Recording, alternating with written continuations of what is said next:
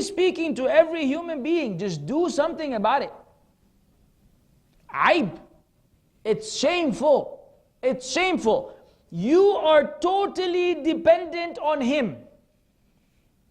You have no control over nothing, nothing, nothing.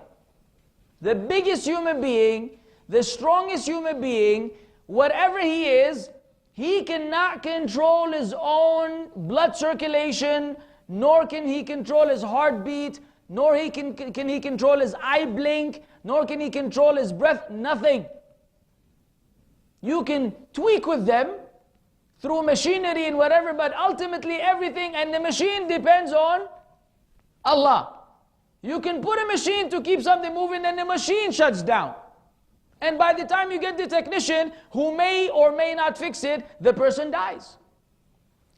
Ultimately there's no control. So how is it that it's okay to get from this Creator? You know deep within that it's وَآتَاكُم مِّن كُلِّ مَا سَأَلْتُمُوهُ. He has given you of everything you have asked. وَأَن تَعُدُّوا نِعْمَةَ اللَّهِ لَا تُحْصُوهَا. And if you were to even begin to enumerate the bounties of Allah, you will never be able to do so. So how is it that you take from Him and He's giving you all these things out of love, and then you show back hatred, you show back rejection, you show back disbelief, and even worse, you give what He deserves to someone else who didn't do anything for you? A creation who is as needy as you. Another creation of the Creator, which is the concept of polytheism and worshipping idols and worshipping statues and worshipping messengers and worshipping saints and worshipping graves and worshipping dead people and worshipping objects and worshipping cows and worshipping rats, and the list goes on of all these objects of worship of the human beings. Worshipping philosophy,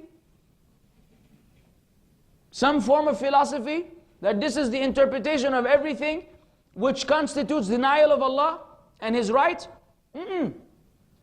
All of these are violations of the right of Allah, which human beings are engaged in. And just look at the world. You can imagine Allah subhanahu wa ta'ala without imagining any image, subhanahu wa ta'ala. But Allah is above all of the creation. And we have this huge universe, and there's this tiny little planet, Earth. Tiny little planet. And if you were just to have a telescope or a microscope look at the Earth, if you were up there, somewhere in space, looking at the Earth and observing human beings, look how lousy we are. Look at the killing, all day killing and fighting, robbery, theft, deceit, treachery. I mean, it's all kinds of crimes are being committed, human beings against each other, against the environment, against Earth. Just wickedness upon wickedness, except a minority who recognize the right of the Creator.